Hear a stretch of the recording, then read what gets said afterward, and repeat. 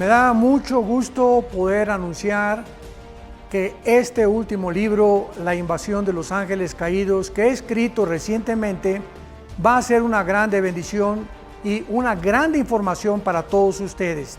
¿Por qué? Porque tanto en los canales de televisión como en las series de Discovery Channel y National Geographic han tratado de investigar tanto dentro de la ingeniería, dentro de la investigación espacial y dentro de todas estas áreas de las disciplinas que existen, qué fue lo que sucedió con las pirámides de Giza, las de Machu Picchu en Perú, las de Stonehenge en Inglaterra, las construcciones de los mayas que no tienen explicación para que hace 4000 años hayan podido ellos desarrollar el calendario solar que actualmente lo tenemos, y todas estas respuestas las pude concentrar en este libro, La invasión de los ángeles caídos, que podrán ustedes conseguir en Editorial Berea y también en Amazon y en todas las librerías cristianas. Estoy seguro que será de grande bendición para todos ustedes.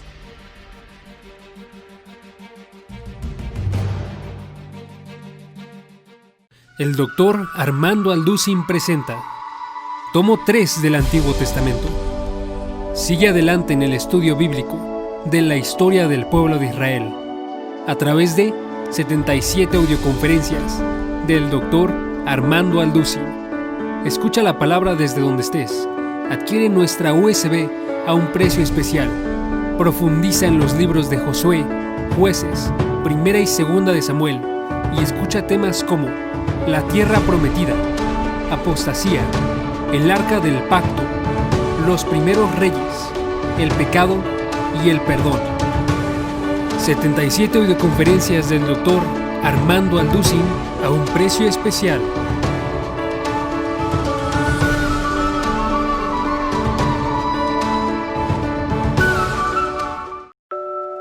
La familia es una de las instituciones más atacadas por la carne, el mundo y el enemigo. La tasa de divorcios es cada vez más alta y el diseño original del matrimonio se está distorsionando. Lucha por tu matrimonio y haz frente a la oposición y peligros que amenazan con destruirlo. Descubre la postura bíblica sobre temas como el verdadero amor, sexualidad, tentación, inmoralidad, familia y género. Fortalece la relación con tu pareja y vuelve al diseño original en un set de 104 videoconferencias. Dios y mi matrimonio. Porta las herramientas para edificar tu relación matrimonial en cualquier lugar. 104 videoconferencias del Dr. Armando Alducin.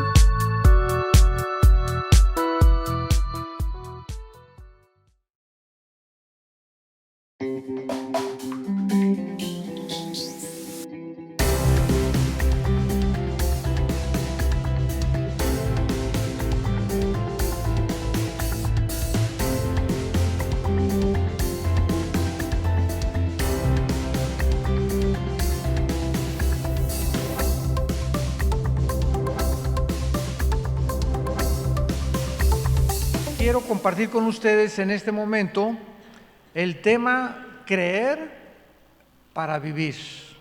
Así se titula el tema que vamos a desarrollar, creer para vivir. Una de las cosas más importantes que nosotros los cristianos debemos de compartir con la gente es hacerle entender a la gente, a tus familiares. En nuestra familia también nos costó trabajo el decirles que el cristianismo no es una religión. Yo recuerdo cuando rechacé la religión que mis padres nos inculcaron, les contaba yo ayer, porque me decepcioné muchísimo de tantas cosas que descubrí, mentiras, etcétera, etcétera, y pues me fui al otro lado, ¿verdad? Me fui al lado del ateísmo. Y cuando mi hermano me comenzó a compartir ya a los 26 años de edad que yo tenía, que él no me venía a hablar de ninguna religión, porque le dije, mira, estoy hasta acá de religiones, las he estudiado, el catolicismo, el hinduismo, el zoroastrismo, el islam, etcétera, etcétera, y ninguno de sus líderes me parece adecuado. Todos son sacrificios, todos son, cada quien dice que tiene la verdad. A ver, le dije a mi hermano, ¿cuál de las religiones es la verdad? Y él simplemente me dijo, mira, no tengo a hablar de ninguna religión, te vengo a hablar de una persona. Una persona, me dice, sí, a ti te gusta y has estudiado los héroes, has estudiado los grandes conquistadores, porque yo soy adicto a la lectura desde muy niño, siempre me ha gustado mucho leer. Y actualmente por lo menos 3 libros leo al mes. Soy adicto a la lectura, es mi adicción, creo que es una buena adicción. Y cuando me habló de Jesucristo, le dije, sí, cómo no, nació en Belén, ¿verdad? Y su madre fue la Virgen María. Pero cuando él me dijo, ¿en dónde has leído acerca de Jesucristo? Yo no recuerdo jamás en la religión que teníamos que hayamos nunca abierto la Biblia. Nunca teníamos una Biblia con un candado. Y solo cuando venía un padrecito, porque a mi papá le encantaba comer con ellos, invitarlos a comer, etcétera, etcétera, él le quitaba el candado y él era el autorizado para leérnoslas. Nosotros no la podíamos leer. Bueno, todo esto fue cambiado a través del tiempo, cuando vino la revolución ecuménica y el cambio tremendo, cuando ya la Iglesia romana comenzó a permitir que se leyera la Biblia por el pueblo sin que ya tuviera el imprimatur o la autorización del Vaticano. Y pues gracias a Dios hay ahorita millones de católicos que han comenzado a leer la Biblia y han comenzado a descubrir que el cristianismo es muy diferente a como nos lo habían enseñado. Entonces comencé a leer a Cristo y descubrí que el cristianismo no son dogmas, ni ceremonias, ni liturgias, ni sacrificios. De irnos de rodillas caminando a la villa 1 kilómetro, 3 kilómetros, o no comer en 8 días o 10 días, o golpearnos con pencas de plátano o de ayute o de agave, ¿verdad?, a la espalda para sangrarnos y que Dios nos mire y que tenga misericordia de nosotros. Cuando vine a la Biblia, descubrí que el cristianismo está basado en un hecho histórico, y el cristianismo está basado en la resurrección de Jesucristo. Si Jesucristo no hubiera resucitado, el cristianismo no podría ser sostenido en pie, porque el cristianismo o permanece en pie o se derriba con la resurrección de Jesucristo. El hecho que este hombre, Jesús de Nazaret, haya vuelto a vivir a los 3 días, revolucionó mi vida. Hoy precisamente es el día en que a nivel internacional se celebra la resurrección de Jesucristo, porque Él volvió a vivir el primer día de la semana, que es precisamente bajo el calendario gregoriano en el que tú y yo vivimos, es el domingo. Los judíos tienen otro calendario que es el calendario lunar, que consiste en 360 días al año. Los cristianos tenemos el calendario solar, porque un papa llamado Gregorio cambió los 360 días a 365 días, y desde hace aproximadamente 2000 años contamos el año con 365 días, minutos y segundos. Entonces, cuando comencé a descubrir que Jesucristo había resucitado, me comencé a interesar en su vida más profundamente, porque aunque yo sabía, ¿verdad?, que nació en Belén, su madre fue la Virgen María, todo eso lo sabemos todos los de cualquier religión, hasta los musulmanes conocen que Jesucristo fue un hombre importantísimo, no conocen la profundidad de sus enseñanzas, ni tampoco que Él realmente haya resucitado a los 3 días. Entonces necesitamos tratar de definir qué significa creer, que eso es precisamente lo que quiero compartirles a ustedes en esta mañana. Hace algunos años, uno de los más grandes científicos alemanes, nacionalizado norteamericano, y que fue el primer astrofísico que mandó el primer cohete a la luna en 1969. Él se llamaba Werner von Braun. Era un alemán nacionalizado norteamericano y él tenía estudios bíblicos en la NASA. Todos los días al entrar con sus empleados, a las 7 de la mañana, de 7 a 7 y media, él les compartía un estudio bíblico. Y escuchen las palabras de este científico que dijo en la Universidad de Harvard, en Massachusetts, antes de morir: la credulidad es virtud de gente que no piensa o razona. La incredulidad de gente que razona superficialmente. En cambio, la fe cristiana es el resultado de razonar profundamente, pero al mismo tiempo reconociendo con modestia las limitaciones de nuestro pensamiento. Y así es, efectivamente, todos los seres humanos de alguna u otra manera creemos en algo o en alguien, pero lo importante no es simplemente creer, sino en quién crees. Por ejemplo, ¿verdad? Mucha gente cree en los platillos voladores, en los ovnis.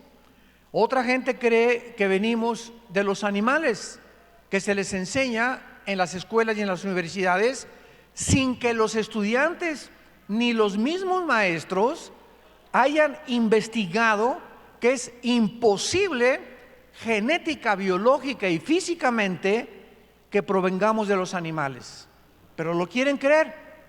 Otros creen en las filosofías orientales. Los Beatles, por ejemplo, que fueron el conjunto inglés musical más famoso de los 60, 70, creían que allá en los Himalayas, en la India, había una sociedad que se llamaba la Sociedad del Thule, que fue la que le enseñaron los brujos a Adolfo Hitler, y que había sacerdotes allá que podían tener una revelación extraespacial y una revelación sobrenatural del mundo invisible espiritual. Y los Beatles comenzaron a creer en eso. Ellos creían, ¿verdad? Y comenzaron a fumar marihuana y comenzaron a traer las drogas a Europa y al occidente, y todos sabemos, ¿verdad?, el desenlace y cómo terminó este grupo de cantantes ingleses. En el nazismo, los alemanes creyeron que Hitler era su salvador, y actualmente en casi todas las naciones, principalmente en Latinoamérica, cuando votamos por un presidente o por un gobernante, ponemos toda nuestra esperanza en él y decimos: él es el que va a ser nuestro salvador. Él va a acabar con la pobreza, él va a acabar con esto, con el otro, y ponemos nuestra fe en un hombre que no sabemos detrás de su ideología qué puede esconder. Otros creen, ¿verdad?, como los romanos, que los césares eran dioses y adoraban a los césares como dioses. Y últimamente, increíble pero cierto, mucha gente cree que la tierra es plana. No sé si han oído ustedes eso, pero es una nueva creencia. Yo llego a muchos lugares donde hay estudiantes universitarios y me dicen: ¿usted sabe que la tierra es plana? Siempre les contesto: ¿de cuál fumaron?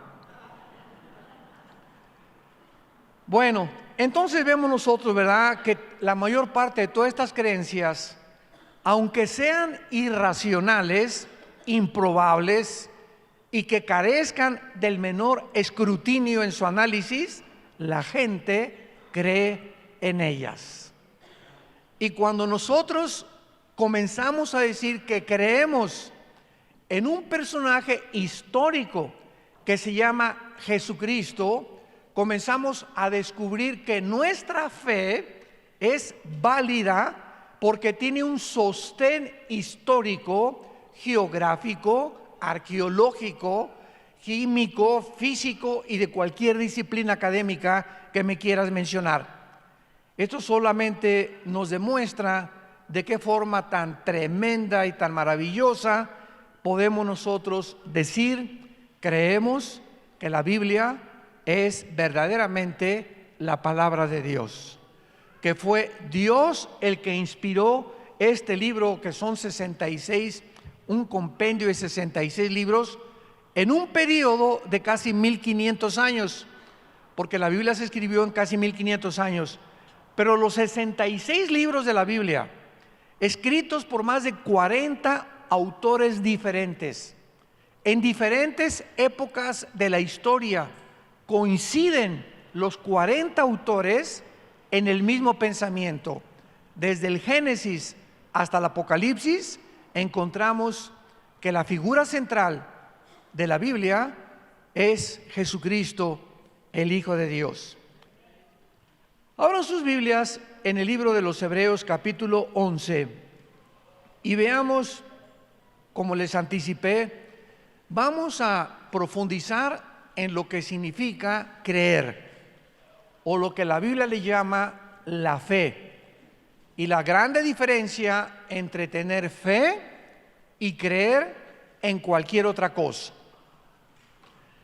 En Hebreos capítulo 11, versículo 1, la Biblia da una definición de lo que es la fe, y dice así: es pues la fe, la certeza de lo que se espera, la convicción de lo que no se ve. Noten ustedes las dos palabras especiales que el Espíritu Santo escogió para definir la fe. La fe es una seguridad, una certeza de qué cosa,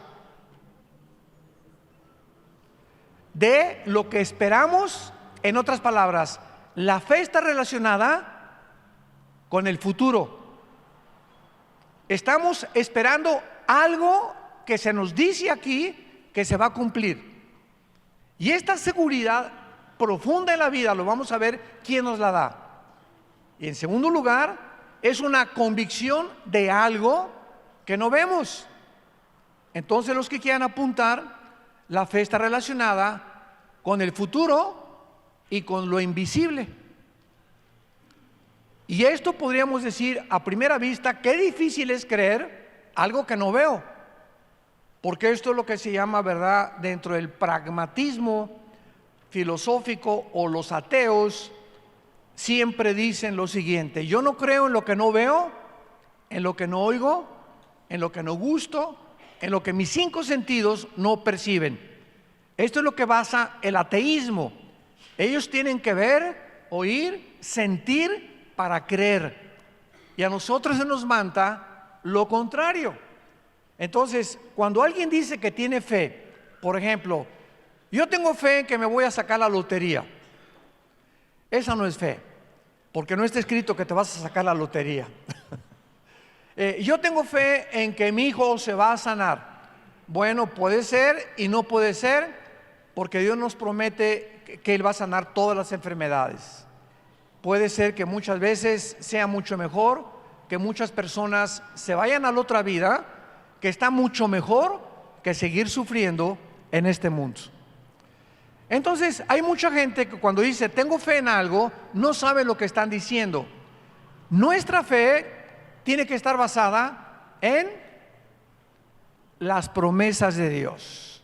Si Dios no me lo ha prometido, yo no tengo por qué decir que es fe. No es fe, es una creencia, porque la fe tiene que ser sostenida por la palabra de Dios.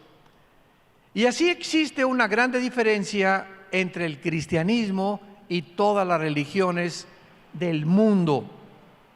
¿Saben ustedes cuál es la diferencia entre el cristianismo y el catolicismo, el hinduismo, el islam, el zoroastraísmo y todas las demás creencias que hay en el mundo? Dos cosas principales. Todas las religiones, sin excepción, todas las religiones creen que para ser una persona salvada necesita hacer buenas obras. Todas sin excepción. Y en segundo lugar, que se necesitan hacer ciertos sacrificios.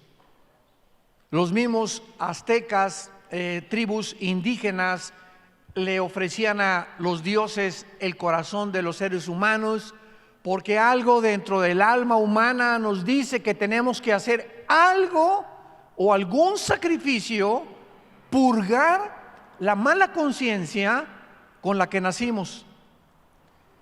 Los egipcios enterraban a sus víctimas con su espada y con comida. ¿Quién les dijo a los egipcios que iba a haber vida después de la vida? Los hindúes creen que es la religión más antigua del mundo. El hinduismo es la religión más antigua del mundo. Creían o siguen creyendo en la reencarnación, que cuando alguien muere regresas de cucaracha a un ratón o a una vaca. Entonces, una de las cosas más irracionales dentro de esta religión es la siguiente: si realmente hay una evolución en la reencarnación, porque la India sigue siendo uno de los países más pobres del mundo. Ya era para que hubieran evolucionado, ¿verdad? Para que hubieran progresado un poquito. Entonces, vemos nosotros a través del estudio de la historia y las religiones de qué forma siempre se insiste en hacer algo. Cuando venimos a la Biblia, encontramos un mensaje que no es humano. Nadie hubiera podido inventar el mensaje de la salvación que está en la Biblia. Este mensaje, que es diferente a todos los mensajes de todas las religiones, nos dice lo contrario: que para que tú puedas ser salvado y entrar al cielo, no necesitas hacer nada. Y esto choca inmediatamente contra el razonamiento y la teología de los religiosos. Cuando Cristo estaba en la cruz y le dijo al ladrón que borracho, parrandero, asaltante, mujeriego, violador, asesino, y dile y ponle los adjetivos que quieras a ese ladrón, y Cristo le dice: hoy estarás conmigo en el paraíso. Y imaginémonos a los fariseos abajo: pero no se ha bautizado, nunca hizo ninguna obra buena, nunca se fue de rodillas, ni nunca se sangró las rodillas, ni la espalda se la golpeó con pencas de plátano, le pegó a su abuelita y a su mamá, y era bien grosero y blasfemo. Ahí sí, nada más porque sí. Así ya ahorita, con todo lo que hizo, tú le dices que se va al cielo. La palabra de la cruz es locura al que se pierde. Dios lo hizo a propósito para enloquecer y confundir nuestra sabiduría, porque de acuerdo a nuestra sabiduría necesitamos hacer algo para que Dios nos acepte. Y si no hemos hecho algo bueno, y si no voy a la religión y no hago buenas obras, y no me pongo el miércoles de ceniza aquí, y no hago un sacrificio, o no compro un asilo de ancianos, o un lugar para los niños pobres, como los artistas de cine, pues fulano de tal construyó un asilo para los ancianos, el artista no sé qué, que ganó el Grammy, que ganó el Oscar, todo mundo ya, ¿verdad? Es un altruista, es segurísimo que se iba al cielo. Al Capone, el famoso gángster de los 20s, 30s en Chicago, en diciembre se disfrazaba de Santa Claus y se ponía fuera de las iglesias disfrazado de Santa Claus, regalándole dulces a los niños. Y en enero, el 1 de enero, agarraba la ametralladora y comenzaba a matar gente. Pero el hecho de que él fuera a hacer algo bueno y limpiar su conciencia le hacía creer que por lo menos no era tan malo como él pensaba, porque se disfrazaba de Santa Claus y tenía buenas obras. Y así ha sido la historia del ser humano. Cuando venimos a la Biblia encontramos este mensaje: tú no tienes que hacer nada más que creer. ¿Más que creer en qué cosa? En que ese hombre que moría en la cruz del Calvario pagó por todo lo que el ladrón hizo en toda su vida. Va a pagar por todo lo que tú has hecho en toda tu vida. Y cuando tú vienes y nos dices: es que usted no sabe que yo llevo 5 abortos, Usted no se imagina, como me dijo un reo en una prisión de máxima seguridad en México, cuando fui a predicar, al acabar el mensaje se acercó conmigo este reo y me dice: es que pastor, usted no sabe que yo debo 25 vidas. A los 14 años en Veracruz, me dijo, comencé a convertirme en un gatillero de un político y me dieron 25,000 pesos por matar a una persona de la política. A los 16 llevaba yo 5 personas y a los 25 años me mandaron a matar a alguien a la Ciudad de México. Iba yo manejando por el periférico, traía mi revólver 38 y alguien se me atravesó y saqué la pistola y lo maté. Y estoy en la cárcel purgando 15 años por ese crimen del periférico. La policía no sabe que yo llevo 24 antes que el del periférico. Y me preguntó: ¿usted cree que Dios me va a perdonar? Y le contesté con la Biblia: la sangre de Cristo nos limpia de toda maldad.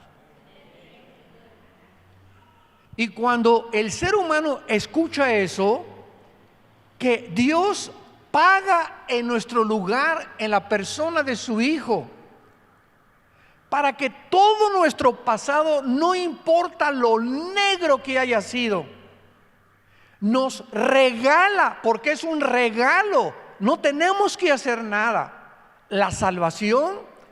Esta palabra es la única palabra que ninguna religión tiene.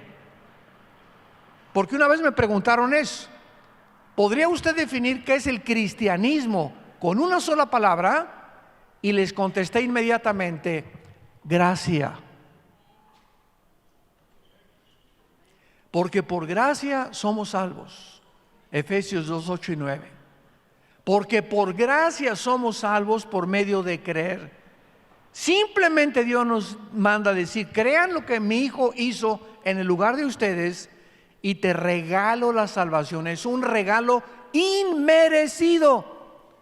Pero después de que recibimos la salvación, nuestras buenas obras que tenemos que hacer, ya no las hacemos para recibir la salvación, sino como un fruto de que ya hemos sido salvados. Porque la fe sin obras es muerta.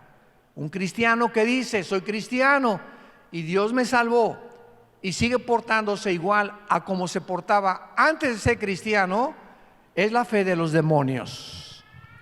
Una vez una señora me dice: oiga, pastor, yo siempre he creído en Dios. Y le dije: ¿en cuál Dios? ¿Cómo que en cuál Dios? Le dije: sí, los hindúes tienen millones de dioses, los griegos tenían los dioses al Apolo y Zeus, etcétera, etcétera. Creer en Dios no basta. El diablo no es ateo. El diablo también cree en Dios y los demonios creen en Dios, pero no lo obedecen. Entonces, si tú dices que tú eres cristiano y has creído en el nombre de Jesucristo, forzosamente tu vida tiene que ser cambiada. Amas más a tu esposa, amas más a tus hijos, comienzas a leer la Biblia. Un cristiano que no lee la Biblia y que me dices: tengo un mes que no leo la Biblia, tengo un mes que no oro, no eres un cristiano, eres un religioso. El cristiano es la persona que ha tenido un encuentro sincero con Cristo, ha creído que Él pagó por sus pecados, se ha arrepentido de sus pecados y le ha dicho: Señor, lávame, perdóname, soy la peor persona, vengo como un limosnero a la cruz, no vengo ofreciéndote nada. Tenemos que llegar como limosneros para que Dios nos acepte. Pero cuando llegas a la cruz: bueno, mira, Señor, hice un asilo de ancianos, y también un orfanatorio para niños, y no he sido adúltero y no he robado y no soy como esa prostituta fea con cara de ardilla, ¿verdad? No, ni tampoco soy narcotraficante. Si llegamos a la cruz justificándonos y diciéndole a Dios que no somos tan malos como muchos que sí son malos, Dios nos rechaza. Porque tenemos que venir como somos, no tenemos nada que ofrecerles. Aunque te digan en Oaxaca que eres la Rosa de Castilla, y aunque te digan que has sido San Clodomiro de Tule, si tú vienes a la cruz creyendo que tú mereces algo, la salvación no es para ti.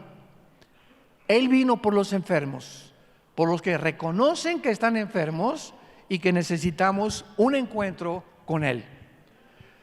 Vayamos a Juan capítulo 4, el Evangelio de Juan capítulo 4, y veamos todo este ejemplo que hemos estado en este momento desarrollando en el caso de una mujer de lo peor, la famosa mujer samaritana, una mujer que no iba a misa, una mujer que no iba, ¿verdad?, que no se podía jactar de que fuera buena, era una mujer prostituta, era una mujer adúltera, y cuando se le encuentra a Cristo, ni siquiera estaba casada con la persona que estaba viviendo, vivía en amaciato. Y veamos el encuentro entre esta mujer y Jesucristo. Cuando Jesucristo se le encuentra en el capítulo 4, versículo 9, la mujer samaritana se impresionó al principio porque los judíos no podían pasar por Samaria. Cuando vino la cautividad babilónica, 600 años antes de Cristo, por los babilonios, muchos judíos en Samaria regresaron con muchas costumbres babilónicas y mezclaron el judaísmo con las religiones babilónicas, y entonces los judíos ortodoxos dijeron: no, ustedes no son como nosotros, y ni siquiera se atrevían a pasar de Judea hacia el norte por Babilonia, por Samaria. Entonces, cuando Cristo entra a Samaria con sus discípulos, los discípulos iban, nos imaginamos, ¿verdad? Híjole, si alguien nos ve y nos toma una foto ahorita, o si alguien ahorita se da cuenta que estamos aquí, nos van a llamar que cómo andamos con pecadores, cómo podemos atravesar por un lugar que no es digno de nosotros ni de nuestra religión. Y le dice la mujer: ¿cómo tú, siendo judío, me pides de beber? Por eso se sorprendió. Yo soy mujer samaritana, porque judíos y samaritanos no se tratan entre sí. Aquí había ya un prejuicio cultural entre dos grupos étnicos. Cristo le responde: si tú conocieras el don de Dios y quién es el que te dice dame de beber, tú le pedirías y él te daría agua viva. Cristo aprovecha la ocasión para poder convertir una conversación terrenal. Era una mujer que eran las 12 del día, y en esta hora, a las 12 del día, era cuando más sol calentaba, y podemos entender por qué esta mujer prostituta, mujer adúltera, ¿verdad?, como tú quieras, a las 12 del día iba a sacar agua, porque las mujeres que no eran como ella, las mujeres decentes, iban temprano antes que saliera el sol. Entonces, para que nadie la viera, casi las prostitutas y las mujeres muy inmorales, a las 12 del día iban, cuando estaba el sol tremendo sobre sus rostros, para sacar agua sin que nadie las viera. Y esta hora en la que Cristo se encuentra con ella, estaba programada por su Padre. Dios programó que Cristo pasara exactamente, no a las 8 de la mañana, no a las 9 de la mañana, sino a las 12 del día. ¿Cómo lo sabemos? Lo dice el versículo 4: y le era necesario pasar por Samaria. Era algo obligatorio. Cristo tenía una cita. Todo su calendario se lo arregló el Padre a Cristo. Todo lo que hizo Cristo en los 3 años y medio que Él desarrolló era un calendario, una agenda, no de Él, porque Él no vino a hacer su voluntad. El Padre le decía: sana a ese y a ese no lo sanes, sácale a los demonios a este y a este déjaselos, hace esto y aquello. No hacía nada. Cristo no operaba en su propio poder, sino en el poder del Padre, y del Espíritu Santo. Entonces, estaba completamente arreglada esta cita para la enseñanza que nos va a dar el Espíritu Santo.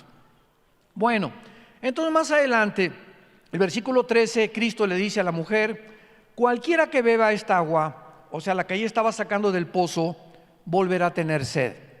Mas el que bebiere del agua que yo le daré, no tendrá sed jamás, sino que el agua que yo le daré, seréle una fuente de agua que salte para vida eterna. Es lógico que esta pobre mujer no entendió ni papa lo que Jesús le estaba diciendo. ¿De qué agua me estás diciendo? ¿De cuál vida eterna? La mujer le dijo: Señor, dame esa agua para que yo no tenga sed. Tal vez dijo: él trae un cantarito por ahí de alguna agua escondida que nadie conoce, mágica, y ella creyó que estaba hablando así de alguna cosa que él podía darle, y todavía desde la perspectiva terrenal. Jesús le dijo: ve, llama a tu marido y ven acá. Cuando Jesús le dice: llama a tu marido, Jesús sabía que no estaba casada. Vean ustedes la misericordia de Dios con los pecadores. Llama a tu marido. La mujer le respondió: no tengo marido. Jesús lo sabía, pero se lo dijo a propósito. Y Jesús le dijo: bien has dicho, no tengo marido. Porque le dice Jesucristo: 5 maridos lleva la chulis. Ahora Cristo comienza a revelarse a ella sobrenaturalmente y a demostrarle que realmente él no era cualquier hombre, sino que realmente conocía su pasado sin que jamás antes la haya visto. 5 maridos tienes, le dice Jesucristo, y al que ahora tienes no es tu marido.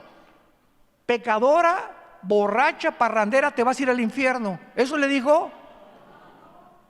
Nunca jamás Jesús la condenó. Ella era ignorante de la religión, como lo vamos a ver a continuación.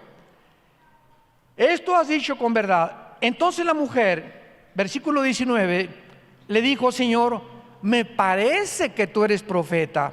Y vean la respuesta de la mujer: nuestros padres adoraron en ese monte.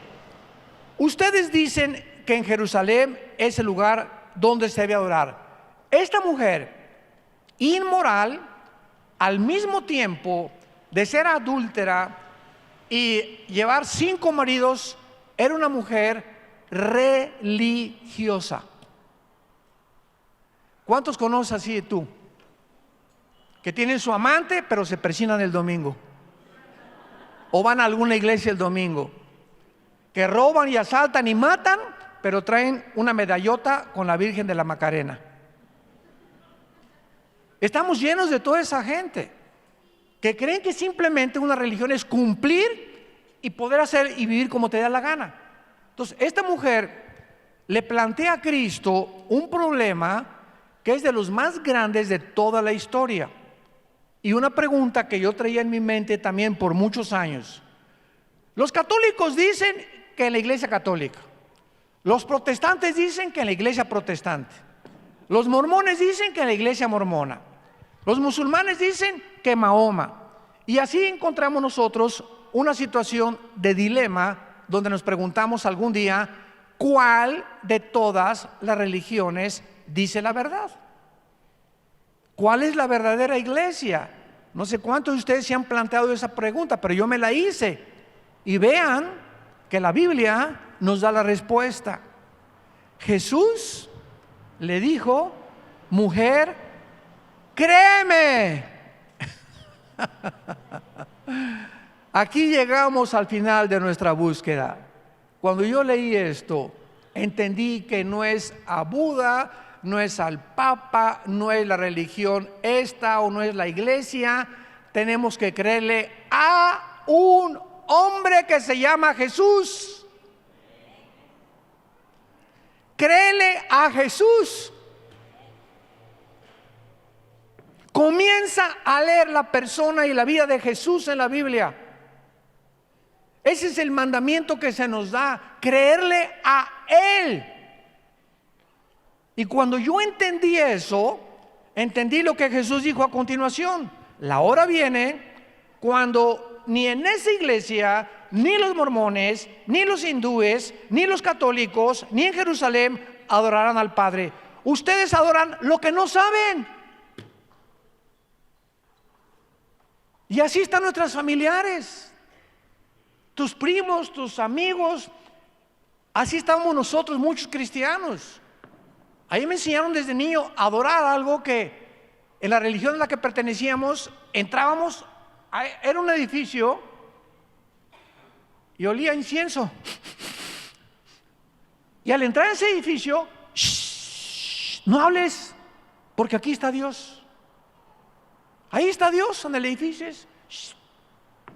Tápate la cabeza en respeto, porque aquí está Dios.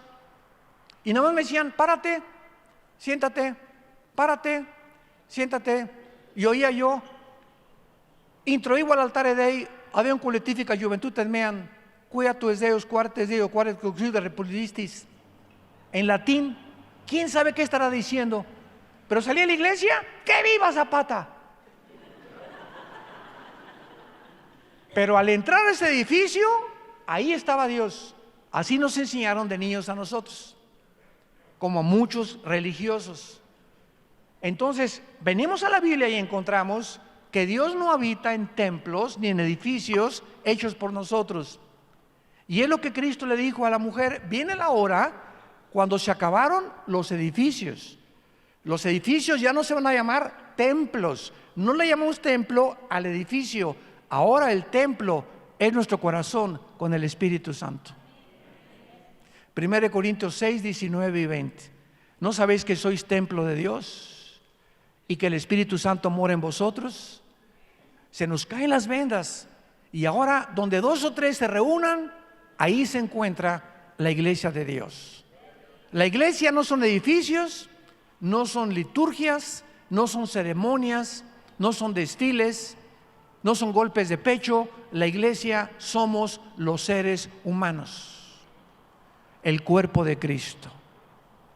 Vean ustedes cómo comienzan las vendas a caerse y a entender lo que adorábamos, lo que no sabíamos. Cuando Pablo en Hechos 17 llegó a Atenas, había una estatua grandísima que decía al Dios desconocido. Los atenienses, los filósofos, Sócrates y los estoicos y todos ellos que amaban la razón y la verdad, adoraban a dioses que no conocían. Y así es, ese es un religioso. Adoran lo que no saben. El Islam viene y se hinca y no adoran a Mahoma porque no saben que Mahoma está vivo. El budismo es una religión atea. ¿Me oíste bien? Es una religión atea. Oiga, pero ¿qué religiones ateas? Es que la palabra religión no significa creer en Dios. El comunismo está considerado que es una ideología política en una otra religión. Virgen del Socorro. ¡Cuánta ignorancia! ¡Cuánta ignorancia! El día que conozcas la verdad te hará libre, dijo Jesucristo. Y esta mañana te habla Jesucristo a que le conozcas a Él, a que entiendas que Él es en el que quiere Dios que creamos, porque Él es la resurrección de la vida. Él te quiere perdonar en esta mañana, no importa lo que tú hayas hecho, y tú tienes que comprender simplemente que lo necesitas, y que si Él no entra a tu vida, vas a seguir igual, y no vas a poder cambiar, porque necesitamos el poder del Espíritu Santo para poder vivir la vida que es agradable delante de sus ojos. Oremos. Te damos gracias, Señor, por tu palabra en esta mañana, y te damos gracias porque tú eres el camino, el único camino, la única verdad absoluta, inexorable, eterna, y tú eres la vida eterna. Has venido y has entrado en nuestra vida en la persona de tu Espíritu para darnos la eternidad, para que cuando muramos en paz, sabiendo que vamos a ser trasladados a un mundo mucho mejor, donde tú podrás secar nuestras lágrimas y donde todos nuestros sufrimientos angustias y problemas que en esta vida atravesamos no van a ser comparables con la gloria que en nosotros se va a manifestar. Ven a Jesús en esta mañana y dile ahí desde tu lugar. Los que nos observan por la televisión lo pueden hacer también diciéndole: Padre Santo que estás en el cielo, te pido perdón por mis pecados. Ahora he comprendido que no puedo hacer nada por borrar mis pecados del pasado, más que creer, confiar, saber que tú en esa cruz pagaste con tu sangre por ellos, y lo creo y te pido que entres a mi vida, porque creo que a los 3 días volviste a vivir. Tú eres la resurrección y la vida, dándome la promesa que el día que yo muera volveré a vivir y te veré cara a cara y podré saber que mi fe no fue en vano. En el nombre de Jesús, amén. Gracias a Dios por este mensaje. Gracias a Dios por la palabra de Dios. Gracias por la Biblia.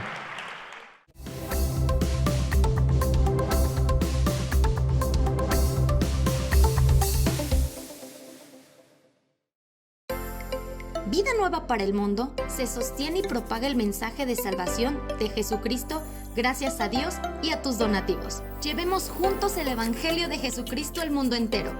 Realizamos eventos, seminarios, congresos y diferentes programas para dar a conocer el mensaje de salvación y el poder de nuestro Señor, transformando y edificando vidas de mujeres, hombres, niños alrededor del mundo. ¿Qué pasa cuando decides hacer tu donativo? Aunque no puedas llevar la palabra personalmente a todo el mundo, de esta forma lo estás haciendo. Con tus donativos o aportaciones, estás sembrando y formando parte de lo que Dios está haciendo en su obra. Estás ayudando a traer luz a la oscuridad, paz al conflicto y esperanza a los que no tienen ninguna. Dona desde México.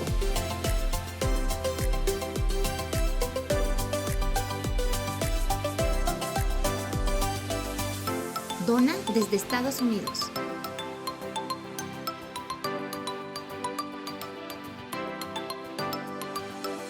Para el resto de donaciones de otras partes del mundo, www.vidanuevaparelmundo.org.mx/dona. Estamos cumpliendo la gran comisión. Por tanto, vayan y hagan discípulos a todas las naciones, bautizándolos en el nombre del Padre, del Hijo y del Espíritu Santo, enseñándoles que guarden todas las cosas que les he mandado. Y he aquí que yo estoy con ustedes todos los días hasta el fin del mundo.